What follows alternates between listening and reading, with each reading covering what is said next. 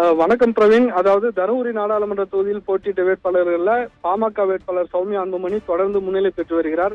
இந்த நிலையில வாக்கு எண்ணிக்கை என்பது தாமதமாக வெளியிடப்பட்டு வருகிறது. பாஜக தலைமையிலான கூட்டணி கட்சிகளில் பாமக, அமமுக உள்ளிட்ட கட்சிகள் கூட்டணியாக உள்ளன.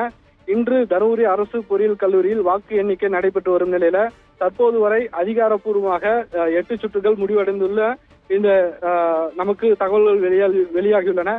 குறிப்பாக தருமபுரி நாடாளுமன்ற தொகுதியில் திமுக சார்பில் மணி, அதிமுக சார்பில் மருத்துவர் அசோகன், பாமக சார்பில் சௌமியா அன்புமணி, அதே போல நாம் தமிழர் கட்சி சார்பில் மருத்துவர் அபிநயா மற்றும் சுயேட்சை வேட்பாளர் உட்பட 24 பேர் இந்த நாடாளுமன்ற தொகுதியில் களம் கண்டு வருகின்றனர்.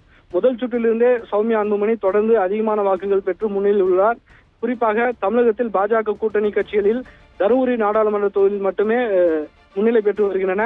மற்ற தொகுதிகளில் அனைத்திலும் பின்னடைவை சந்தித்து வருகிறது. தற்போது வரை திமுக வேட்பாளரை விட சௌமியா அன்புமணி 13,420 வாக்குகள் வித்தியாசத்தில் முன்னிலையில் உள்ளார்.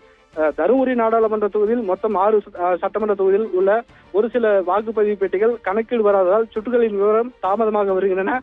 தருமபுரி நாடாளுமன்ற தொகுதியை பொறுத்தவரை தேர்தல் முடிவுகள் மக்கள் எதிர்பார்த்து கொண்டிருக்கும் நிலையில இது போன்ற தாமதம் என்பது ஏற்படுத்தியுள்ளது. பிரவீன், எவ்வளவு வித்தியாசங்கிற டேட்டா இருக்கு அவங்க கிட்ட? எவ்வளவு வாக்கு வித்தியாசத்துல அவங்க லீடிங்ல இருக்காங்க? செகண்ட் பிளேஸ் இருக்கக்கூடிய திமுக அவங்க எவ்வளவு வாக்கு வாங்கியிருக்காங்கிற தகவல் இருக்கா? நிச்சயமாக. அதாவது திமுக வேட்பாளரை விட சௌமியா அன்புமணி 13,420 வாக்குகள் வித்தியாசத்தில் முன்னிலையில் உள்ளார். தற்போது வரை கிட்டத்தட்ட 3 லட்சம் வாக்குகள், சுமார் 3 லட்சம் வாக்குகள் இந்த எண்ணிக்கையில் நடைபெற்று கொண்டிருக்கின்றன. பிரவீன்.